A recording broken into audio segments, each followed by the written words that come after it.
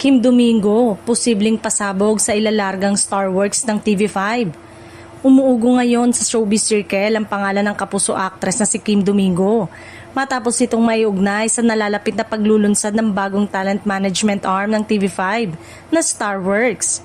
Bagamat wala pang opisyal na kumpirmasyon mula sa kampo ng TV5, marami ang naniniwalang isa si Kim sa mga posibleng artist na ipakikilala sa ilalim ng pamumuno ng respetadong talent manager na si Johnny Manahan na kilala bilang Mr. M. Ayon sa ilang source, target ng Star Works na maglabas ng bagong roster ng talent na may kakaibang branding at fresh appeal. Isang hakbang para makipagsabayan sa iba pang malalaking talent agency sa industriya. Dahil dito, hindi malayong maisama ang mga established name tulad ni Kim Domingo na may malakas na following at proven versatility.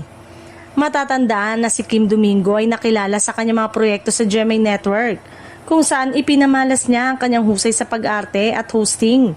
Kung sakaling totoo ang balitang ito, posibleng magbukas ito ng panibagong yugto sa kanyang karera sa ibang network. Samantala, patuloy pang inaabangan ng publiko ang official launch ng Star Works ngayong taon, kung saan inaasahang ipakikilala ang kanilang mga talent isa-isa at posible doon rin tuluyang mabigyang linaw ang kabilang nga si Kim Domingo sa kanilang roster. Sa ngayon, nananatiling palaisipan kung isa nga ba si Kim Domingo sa magiging big reveal ng Star Works. Pero kung pagbabasehan ng ingay ng usap-usapan, tila may malaking pasabog na ihahanda ang TV5 sa mga susunod na linggo.